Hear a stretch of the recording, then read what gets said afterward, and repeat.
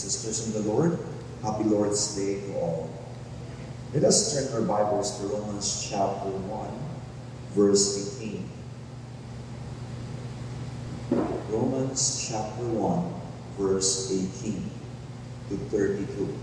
So this is kind of the whole chunk of the passage, the second part of chapter 1. Previously, I think months ago, I think 2-3 months ago, we were able to unpack the thesis statement of the book of Romans, the righteousness of God revealed. So we are going to preach the next verse that followed that thesis statement. And so we will be reading from Romans chapter 1, verses 18 to 32. Now, I'll be reading from NIV, and in my manuscript, I have here the ESV version. So let's read the NIV. Verse 18, "The wrath of God is being revealed from heaven against all the godlessness and wickedness of men, who suppress the truth by their wickedness. Since what may be known about God is plain to them, because God has made it plain to them. For since the creation of the world, God's invisible qualities, His eternal power and divine nature, have been clearly seen, being understood from what has been made, so that men are without excuse. For although they knew God, they neither glorified Him as God nor gave thanks to Him, but their thinking became futile, and their foolish hearts were darkened. Although they claimed to be wise, they became fools and exchanged the glory of the immortal God for images made to look like mortal man, and birds and animals and reptiles. Therefore God gave them over in the sinful desires of their hearts to sexual impurity, for the degrading of their bodies with one another. They exchanged the truth of God for a lie, and worshipped and served created things rather than the Creator, who is forever praised. Amen. Because of this, God gave them over to shameful lusts. Even their women exchanged natural relations for unnatural ones.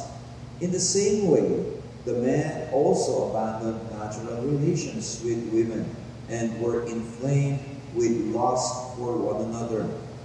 Men committed indecent acts with their men, with other men, and received in themselves the due penalty for their perversion." Verse 28, "Furthermore, since they did not think it worthwhile to retain the knowledge of God, He gave them over to a depraved mind to do what ought not to be done. They have become filled with every kind of wickedness, evil, greed, and depravity. They are full of envy, murder, strife, deceit, and malice. They are gossips, slanderers, God-haters, insolent, arrogant, and boastful. They invent ways of doing evil. They disobey their parents. They are senseless, faithless, heartless, ruthless. Although they know God's righteous decree that those who do such things deserve death, they not only continue to do these very things, but also approve of those who practice them." Now, my friends, when you read this kind of passage, there is no way that you will be elated and be excited in life, isn't it? It's all about negative. Now, the idea here, that the mindset I want all of us to have as we listen to the preaching of God's Word this morning is this. Paul, when he wrote all of this, he was presenting the facts of humanity, who we are in the presence of God, and without Christ, what kind of people we will be. And this is basically the description of the kind of people we were when we haven't received or believed or have the knowledge about the Lord Jesus Christ. And so sometimes when I was a young Christian, when I was reading my Bible, every time I read Romans chapter 1, I get confused. Because at the back of my head, wait, I'm already saved by the Lord Jesus Christ. How come He's telling me that all of these things that I have done, I will be punished? Right? And so I said, what is Paul trying to say? Not until I grew up and understand the context where Paul were coming from. Paul was actually coming from the idea that he's laying down what the gospel truly means and why the gospel needed to be preached.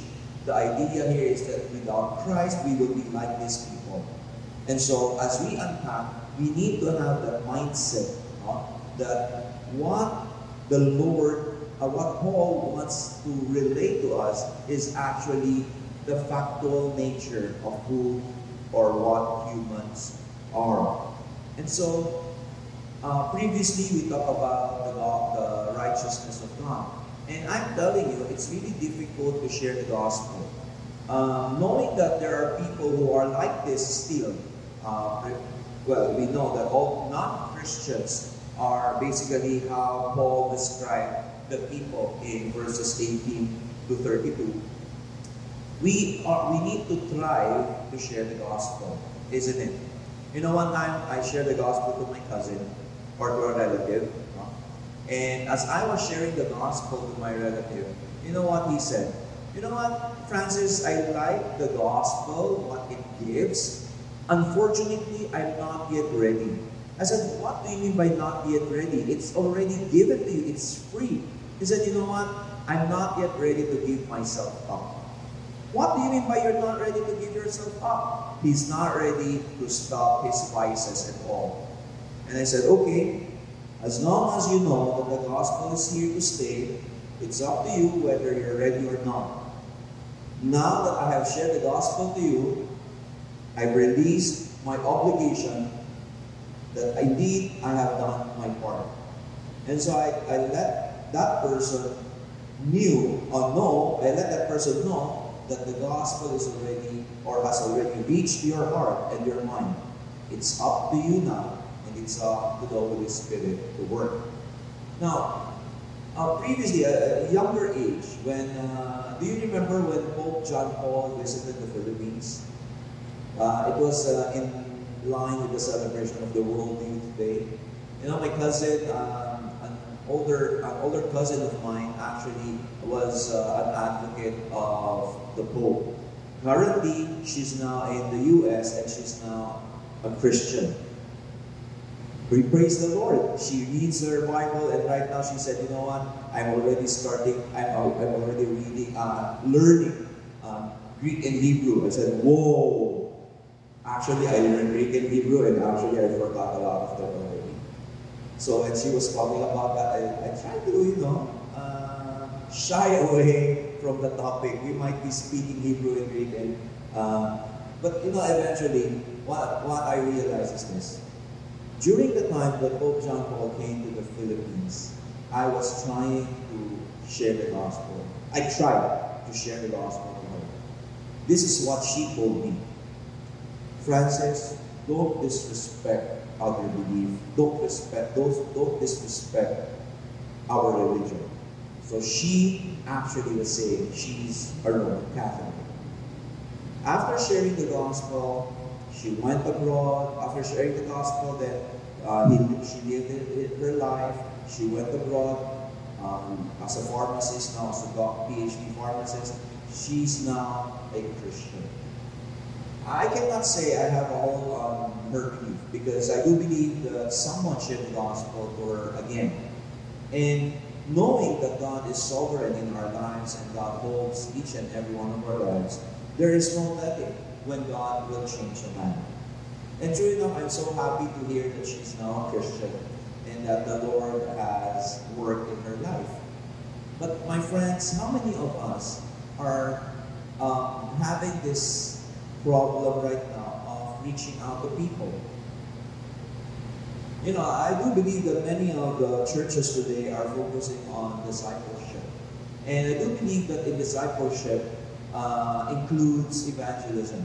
You cannot just do discipleship. Evangelism must happen every day, every minute, every preaching, every sharing of the Word of God. But evangelism, intentional evangelism is one thing. Discipleship is another thing. Are we going out intentionally? Because when you read Romans chapter 1 verses 18 to 32, what you will see are souls that are lost. And these are the souls that we want to reach out. These are the people we want to plant the seed of the gospel. How will they grow? We do not know. But it is God who will let it grow. What we do is to plant them, to water them. Let the Lord shine His sun over the seed, and let the Lord grow the seed of the gospel. What we need to do is to intentionally look for people and share the gospel. It's not our obligation to change them. It is our obligation to be herald. What is a herald? A messenger. Our obligation is to share the gospel. Whether or not today God will work in their lives or tomorrow God will work in their lives. What's important is that we need to share the gospel. And as we unpack the passage, and we will realize that, you know what? The Lord has been so gracious to each and every one of us, because He will never leave us in perdition. He will be there because the gospel is powerful to convict us of our sins as well as forgiving us. You know, previously we talked about as I've said, the thesis statement of the book of Romans. And it says here, that Paul says here, that he is not ashamed of the gospel. For it is the message of Christ crucified is the only means God will save us from His wrath. He is not ashamed of the gospel. You and I should not be ashamed of the gospel. But why are we ashamed? Are you ashamed? Perhaps this is a very, very personal question. Why aren't you reaching out to people? What's stopping us? What's preventing us? These are the questions that only us can answer, our very own. Now, as we turn the passage, as we turn to our passage this morning, we will discover the reasons why people do not believe God nor the gospel. Why do we need to understand this? Because we need to know the human nature. The answer here is very simple. When we were not yet believers, who among you here grew up as a Christian when he was still young? Wow, praise the Lord. But who among you was converted when we are basically at the age of adulthood? Wow, right? I was converted when I was in high school. But not until I reached college that I seriously take that change of a lifestyle. Now, there are differences between growing up in a Christian family and growing up in a non-Christian family. It's difficult to reach the people with the gospel if you grew up in a non-Christian family. But it is also equally difficult to reach out to those people who grew up in a Christian family, because they have this notion that I come to the church, I go to the church, therefore perhaps I'm saved. Even my children struggle with that. And they struggle so hard that they eventually have to kneel down before God and repent before Him. Now, the people who grew up without exposure to Christianity, to the gospel, what happened to them? They simply know there's God, but simply doesn't want to believe in God. You know, when we went to the province, to the mountains of Mindoro, we realized that almost all of the people has a God in themselves. They create their own gods. They create their own gods because we humans, by nature, are humans that seek to worship a certain God. Wherever you go, whether here or abroad in the U.S., especially in India, in wherever you go in the world, they need to worship something. And Paul was actually correct when he said they worship animals, created being, right? It was mentioned here in verse 23. Although they claimed to be wise, they became fools and exchanged the glory of the immortal God, for images made to look like what? Mortal man and birds and animals and reptiles. And just imagine the Israelites. Let's not look far. The people of God themselves. What did they do? When Moses was up there in Mount Sinai, picking up all the rules, the laws that God has to give to the Israelites, what were they doing? They created an image to worship as God. Because in our hearts, predominantly, we humans have the heart to worship a higher being. Unfortunately, there are people who will suppress the truth and try to make God as small as created being, as creature. And so this is what is so sad about people in the world. And I think God is grieving to see them like this. They simply do not want to believe. As simple as that. They simply do not want to believe. Now, this is the thing. God has revealed Himself to everyone. Through creation, but unregenerate. Without the Holy Spirit, people still suppress the truth of God's revelation in unrighteousness. Now, there are 2 points that we're going to talk about. That man choose not to believe, and another point is that the consequences of man's sin. And here we will realize in the consequences of man's sin that the Lord will actually reveal Himself more and more. Now, before we delve in deeper to the passage, we need to understand that Paul started an explanation of the human nature, the true nature of man. Okay? So man choose not to believe. Perhaps this is not you anymore because you have the Lord Jesus Christ. But it is important for us to understand why God needs to send a Savior. In verse 17, previously it says, in the gospel, our righteousness from God is revealed. Our righteousness from God is revealed. The positive has been revealed. Why? Because a parallel verse in verse 18 says, the wrath of God is being revealed. There's the righteousness of God, and there is the wrath of God as well. And so here, it is revealed from heaven against all the godlessness and wickedness of men who suppress the truth by their wickedness. Now, this passage reveals man's need of Jesus and His righteousness, because man is basically wicked at heart. Ito na naman, no? We keep on pounding, man is wicked by heart. It is like a man who knows something but rejected it. Who among you here have hypertension? Wow, you're healthy. Okay, I am hypertensive. Okay, I drink a lot of medicine. I have medicine in the morning and at night. You know, as a hypertensive person, I need to cut down some of the food that I take. But sometimes it's so hard to cut down the food that I take. Right? Because it's so good. And intentionally, I have to eat a little bit of here and there of the whatnot, right? There are things that I want to eat, like chicharon. Do you eat chicharon? You have hypertension? No? Praise the Lord for you. I have hypertension. My reason is, anyway, I have medicine naman. So, you know, the nature of the human nature is like that. A person with hypertension, he knows it's not good for him, not until, you know, I'm going to die, that's the time I think I will stop eating it. But time to time, I get to pick one, a piece or two, right? You know it's deadly, but still you take it. Who among you loves to drink Coke?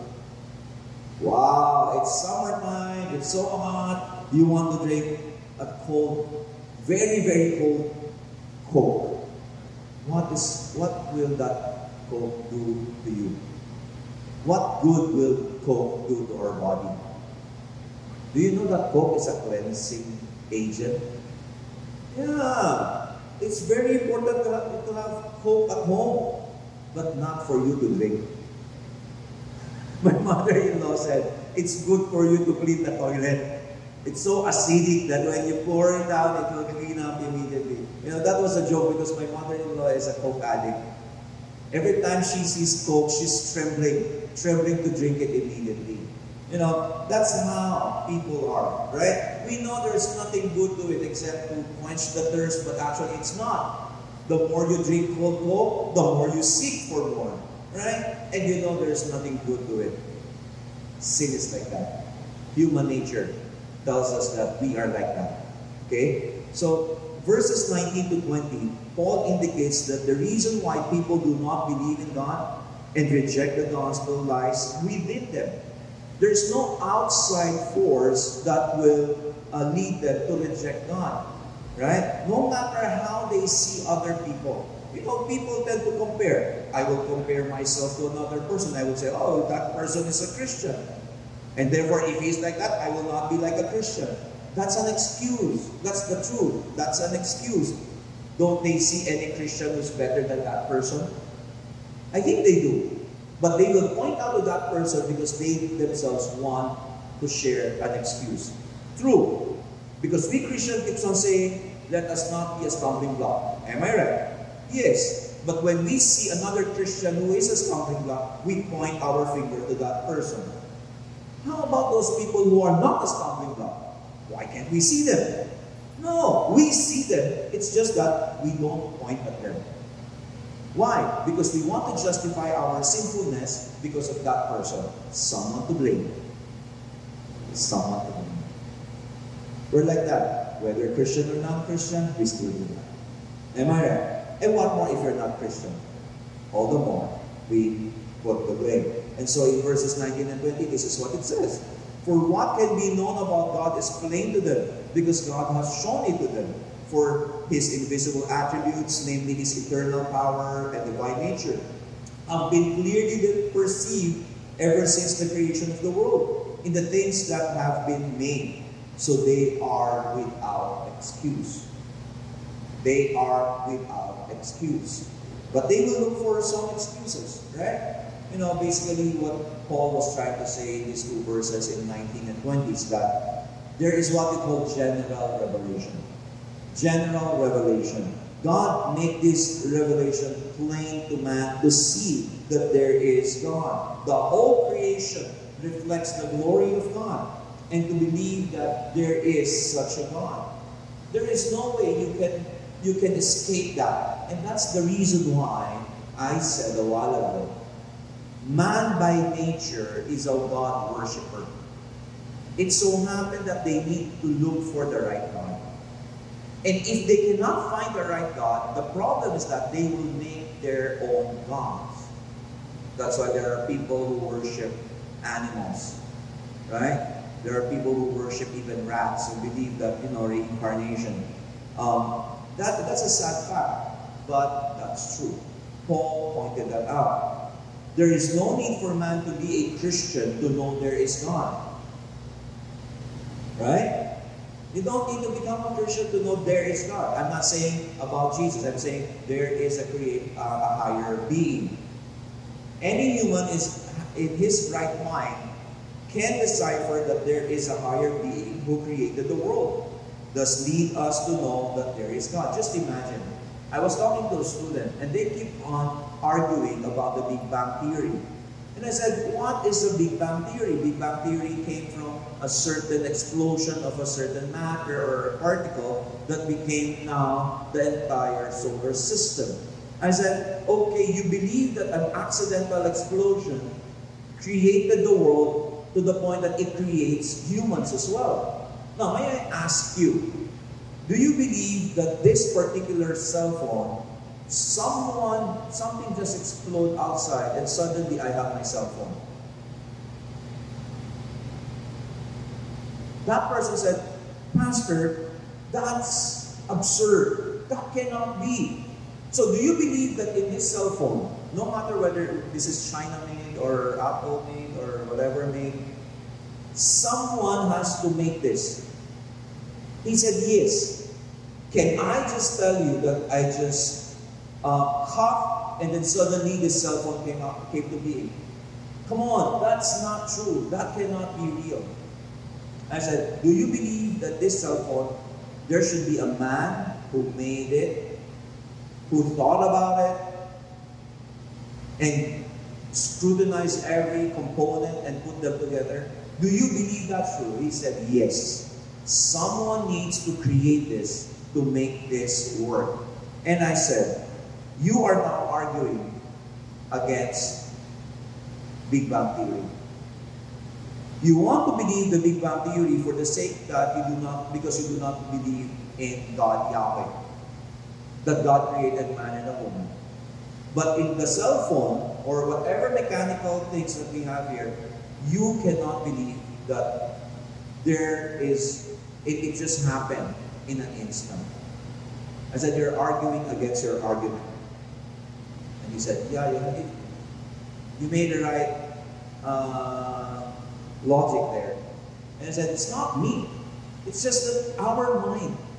If you keep on suppressing that there is God, you will always reason out if you keep on suppressing yourself to believe that there is God, you will always think that God doesn't exist. But in other things, you will say that there should be a greater being who creates something. How can this building be built without man building it? Without a higher being building it? So you cannot just make that conclusion. So the problem is not only that, but it is this knowledge of God that these people has been attempting to suppress and exchange for a lie.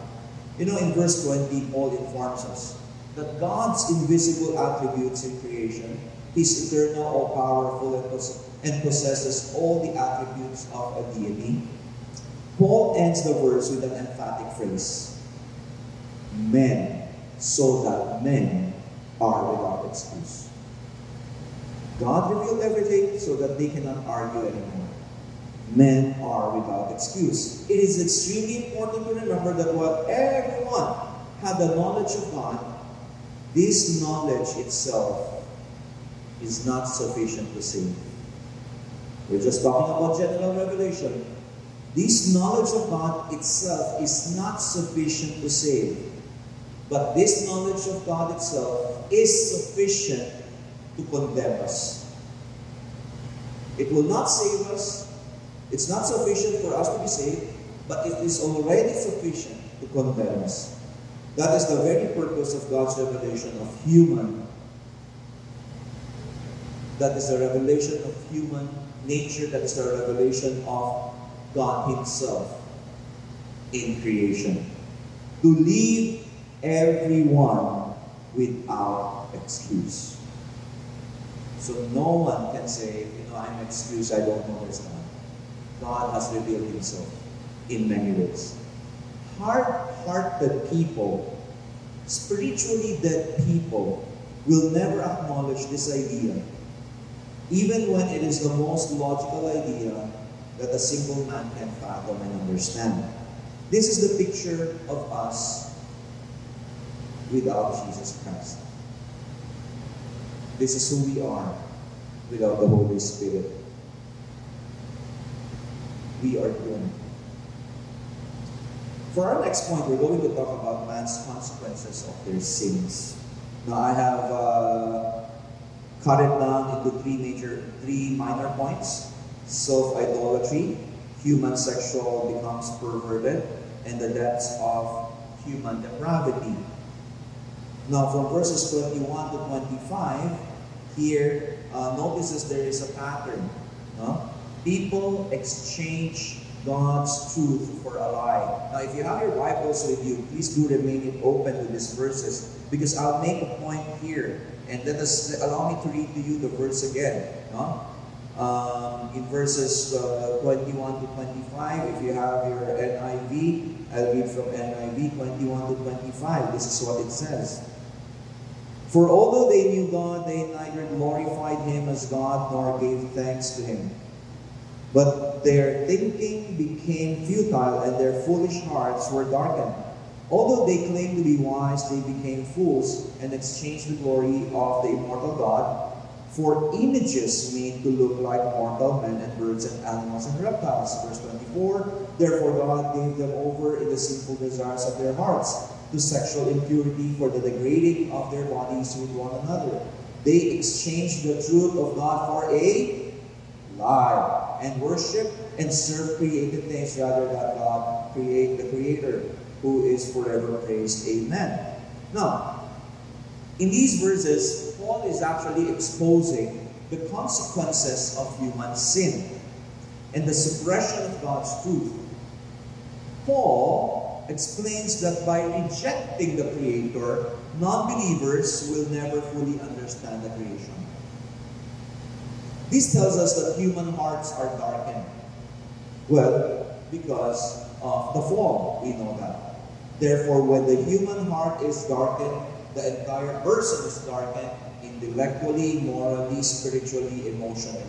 Every part of that person has that kind of effect. That is the reason why we need Jesus. That is the reason why we need the power of the Holy Spirit.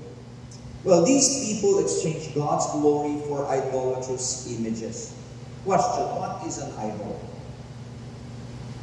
There are so many idols today. American Idol, Philippine Idol, Idol in the US, Idol in Romania. There are a lot of idols, but that's not the kind of idols we're talking about. The idols we're talking about are idols that has to say in anything which we use to move the focus from the glory of the Creator to ourselves. We take away the glory from God and put it to ourselves. Anywhere we put that kind of focus on. We took the glory from God towards another thing, another issue, another whatever item, thing, person outside of God and put it to these things and even to ourselves. That is an idol. And our favorite idol is ourselves. We are conceited. We want to get what we want. We always think of what we want, what we need. We focus too much on ourselves. That's the truth. You know, whenever we talk about worship, we think of what we want. How to pamper ourselves, how to adore. Because we want to actually suppress the knowledge of God, to whom we should be giving the praise and glory to His name. My friends, idolatry lies at the root of all human sin. Idolatry. If you read the Bible from the Old Testament to the New Testament, what is the main issue why God is so angry, even to His people Israel? Idolatry. Idolatry. Why do you think God split Israel into two nations, two kingdoms? The northern kingdom and the southern kingdom. Because of His discipline to them, because they continue on with their idolatrous act, idolatrous worship. Why do you think they were exiled? Because of their idolatrous living. Why do you think God has to present to us a prophet who needs to marry a prostitute? Who is that person? Hosea, because of idolatry. If you read it intently, you know that God hates people who doesn't worship Him. But He always has His compassion in them. And so here the consequence, according to verse 24, says, God gave them up in the lust of their hearts to impurity, to dishonoring of their bodies among themselves. God giving people up is a frightening phrase. It's a scary one. I think I mentioned this to you already as part of my illustration. When I was disciplining my children, I told my eldest daughter when she was actually became a teenager, I said, you know, Jazz, I really don't know how to parent a teenager. It's difficult because this is my first time to become a parent, and this is my first time to become a parent to a teenager like you. And I cannot relate because of our, age gap. It's difficult. Why don't we learn from one another? And then there were times that we agreed already, but still I find it hard to discipline them because of their rebelliousness. And you know what I told them? I told her, I said, Ati, I will hand you over to God. Let God be the one to handle you. You don't want to listen to me, so be it. I'll just pray and let God deal with you so severely, so that you will know that God is there. And what I'm doing it because the Lord told me to discipline me. Years later, I didn't know what happened in her life. She didn't tell me. The second daughter now became a teenager after 2 years. Their age gap is actually 2 years. And then when I was talking to my second daughter, little did I know, both of them were chatting, and then the eldest child, my eldest daughter, told me, Dad, I told Janelle that don't wait for Dad to say, I'm going to hand you over to God. I said, why? Because Dad, when you said that, it was the most difficult time in my life. The Lord was the one moving. You're not the one disciplining me, but the Lord was the one disciplining me. It was the scary time of my life. And so what happened? I didn't feel that. I said, of course you cannot. She said, of course you won't feel that because I kept it to myself. But it was the most difficult time in my life when God is the one disciplining me. And that's what she said to my second daughter. Don't let God hand you over to God. Because I know for sure that I am not capable of being a good parent, a perfect parent to a teenager. I cannot. But God can. Amen? God can. And so I lift them to God, and lo and behold, the Lord were the one who disciplined them. But here, in this particular passage, it is different.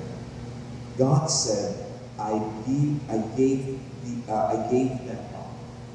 God giving people up is a frightening, scary statement. Paul repeats it 3 times in the next few verses. If you read verses from verses 24 to get the context, from verse 24 until 32, you will read that in 2 verses alternate, God giving His people up. Wow! When God gave His people up, it means to say, bahala kayo sa buhay niyo. When God gave that, when God say that, it's up to you that there is no way that we can conquer. That's a dangerous one, right? And so this is the consequence of human sin. God keeps on reaching out and reaching out, but people will continue to deflect the reaching out of God. The result of what's the outcome of this when God gives up people? These people will exchange God's glory to idolatry. The result is rampant sexual immorality. It will result to the degrading of their bodies. As Paul will make clear in next few verses, the downward spiral, that's why our title is Downward Spiral, of human sin produces even great levels of human depravity. We're already dead in sin, but yet we continue to go down because we continue to sin graver and graver. And that is when we do not have the Holy Spirit to guide us, to lead us, to save us. What Paul means is that human sin and idolatry have inevitable consequences. But my friends, take note of this. It does not mean, I'll make it emphatic, it does not mean that such people are beyond reach of God's grace. That's the good news. Even though human by nature is that deep in their sin, they are not beyond reach of God's grace. Meaning to say, there is still hope in the Lord, but solely in the doing of God alone. This is why we must always keep in mind Paul's comments in 1 Corinthians chapter 6, verses 9 to 11. 1 Corinthians chapter 6, verses 9 to 11. This is what it says. Do you not know that the unrighteous will not inherit the kingdom of God? Do not be deceived. Neither the sexually immoral, nor idolaters, nor adulterers, nor men who practice homosexuality, nor thieves, nor the greedy, nor drunkards, nor revilers, nor swindlers will inherit the kingdom of God. Verse 11. Take note of verse 11. And such were some of you. What do you mean by that? The verb were was in past tense. And some were, and such were some of you. You were like that before. But you were washed, you were sanctified, you were justified in the name of the Lord Jesus Christ and by the Spirit of our God. That's what Paul is saying in 1 Corinthians. Yes, you were like that, but now that God is now in the picture, the Holy Spirit is now in the picture, you are now cleansed, washed, justified, and sanctified in the Lord Jesus Christ. My friends, no matter how deep our neighbors have come into their sins, there is still hope in God's name, in Jesus Christ. Amen? That's the good news about this. No matter how grievous we call their sins are, there is always Jesus who can take away, wash away our sins. Yes, man will reap the consequence of their actions, but God will save His people, His chosen ones, and transform them from idolaters into people who will give God the praise and thanks due His name alone. You know, I like the songs that we sang a while ago, the choice of the songs. I love the lyrics. You know, it always will magnify and glorify our God. Because indeed, it is because of Him that we owe this life. It's not about us. It's about Him alone. And so, just when it appears that God is actually giving up on us, that's the time He is actually beginning to rescue us. Sometimes it's like that. Sometimes we feel like, Lord, why are you giving up on me? No. You thought God is giving up on you, but that is the time that God is actually changing you, because you are now coming to Him. In verse 25, Paul summarizes the essence of human sinfulness. They end up in bondage to their own sin and to created things. Now the next part, from verses 26 to 27, is an exposition of human sexuality becomes perverted. In verses 26 to 27, the downward spiral of human behavior continues. God gives people over to even greater levels of depravity, and that is what we call human sexuality becomes perverted.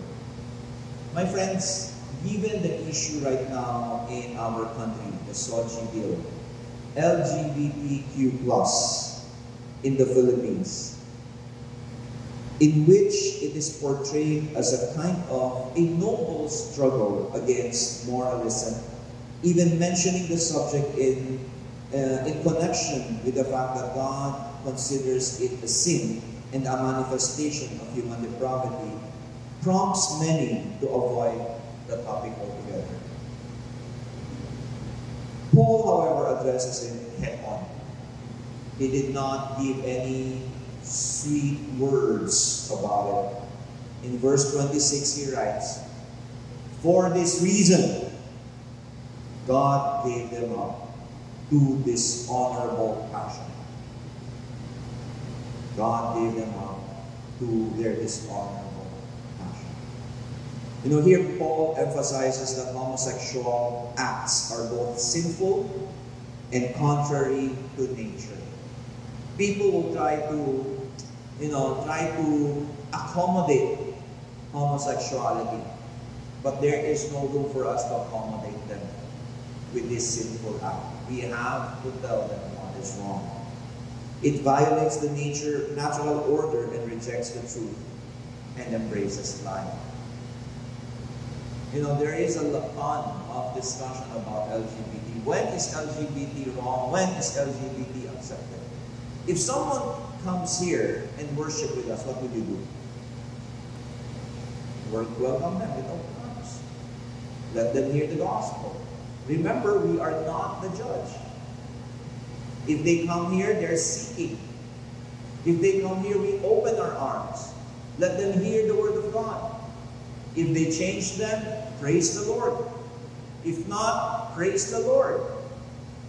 Remember that we are only planting the seed and God is the one who's changing and allowing the seed to grow. What kind of accommodation? We welcome them. But we don't tolerate them. Two things are different. Welcoming them and tolerating them. We welcome them, come here. Have fellowship with us so that you may know the truth. Tolerating is saying, it's okay. You continue doing that. That's what we call tolerating. We cannot tolerate it, but we can welcome it. And that is as far as the Bible is concerned, teaching us. While we need to be very clear about the fact that homosexual acts are sinful, we always remember that these acts of homosexuality is also a kind of sin that is forgivable. They can still repent and come to the Lord. And that is our goal, to bring them to the right path, to the right God, who will forgive them of their sins and change. Are they more sinful than us? No. No. We may be more sinful than them, but still, whatever, how much gravity you want to weigh in our sins, it's the same. We all need God's grace. And so, we have to reach out to them so that the Lord, the gospel, will penetrate their lives. Perhaps you and I are being used by God to reach out to them, isn't it? Right? If that is the case, then we need to be excited. There's a new challenge in our life, and the challenge that will be fruitful in the economy of God. Lastly, in verses 28 to 32, Paul illustrates the depths of human depravity. You know, Paul writes in these verses, and since they did not see fit to acknowledge God, God gave them up. See, the third time. God gave them up to a debased mind, to do what ought not to be done. They will fill with all manner of unrighteousness, evil, covetousness, malice. They are full of envy, murder, strife, deceit, maliciousness. They are gossips, slanderers, haters of God, insolent, haughty, boastful, inventors of evil, disobedient to parents, foolish, faithless, heartless, ruthless. Though they know God's righteous decree that those who practice such things deserve to die, they not only do them, but give approval to those who practice them. My friends, these are the things that of a depraved mind. We read that God has given over the consequence because they reject the truth, no matter how obvious the truth is in front of them. And this is actually the vice list the list of vices that men who are depraved in mind will be. These specific sins has demonstrated how God's word will condemn them. And that's the purpose of God's law, to condemn people of their sins. But unfortunately, what is worse is that those who are at the bottom of the downward spiral, sad to say, they not only do them, but they give approval to those who practice them.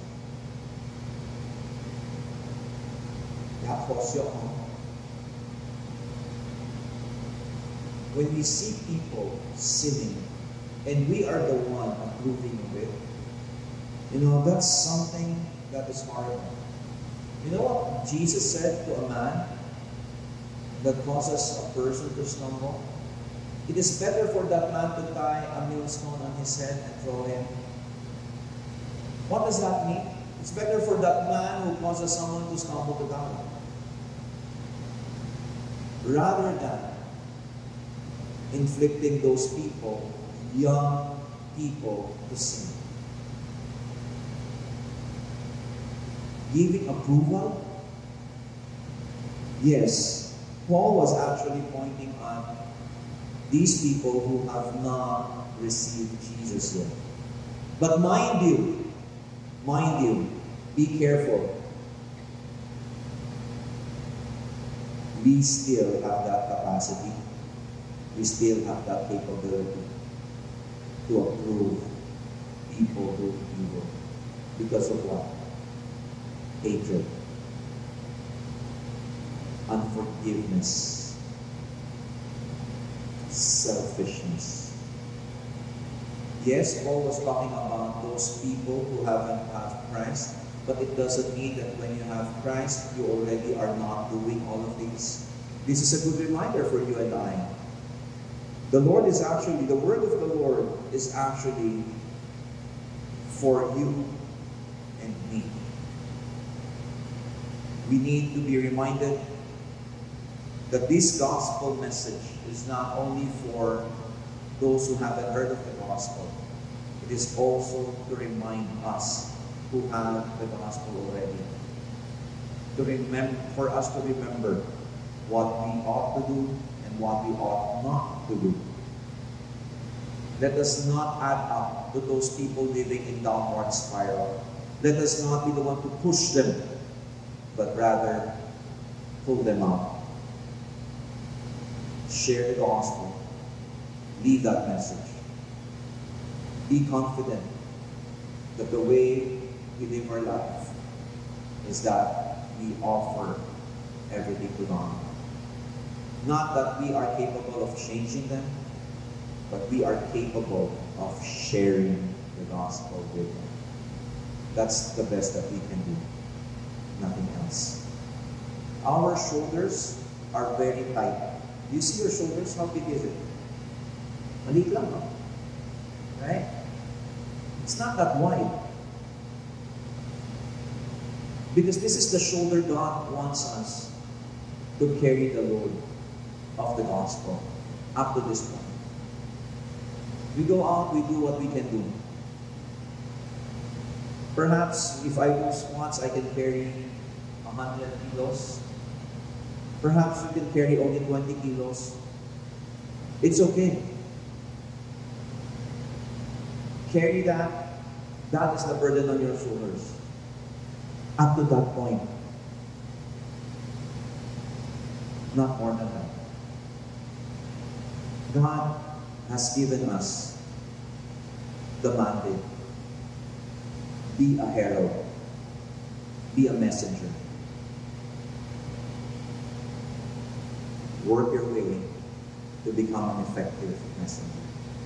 Because of this kind of sin, this kind of people we are meeting each day. They need to hear the gospel. Be creative, but do not water down the message. Be creative, but do not water down the message. Let me repeat that. Be creative, but do not water down the message. The gospel is as is. It is about human sin. Jesus paying for that. We are saved because of that. Instead of us, Jesus took the penalty. On the cross, He paid for it. We owe God everything. God owns our life. You cannot simplify the gospel than that. It's about sin, not about going to heaven. It's about sin. We need to explain that. And this is the point of Paul in starting his book to the Roman Jewish Christians, for them to know that the gospel must be preached and how they need to live their lives. Let us pray.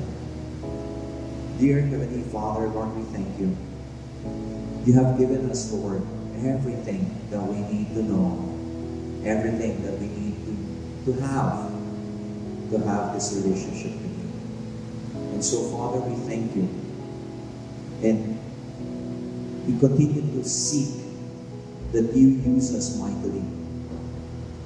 We know that we are limited, but with our limits, you can lead us, Lord, to the right path of being fruitful. Lord, allow each and every one of us to be fruitful by your word. First to ourselves, second to people around us. And may your gospel be preached first to ourselves and second to the people around us as well. Remind us of your love, and may we come to you always with repentant heart. For it is every day that we miss your glory. It is every bit of life that we are dishonoring you. And forgive us from all of those sinful acts that we have done, sinful thoughts that we have done. Because you are God, Lord, we thank you. Thank you for the gift of life. In Jesus' name we pray. Amen.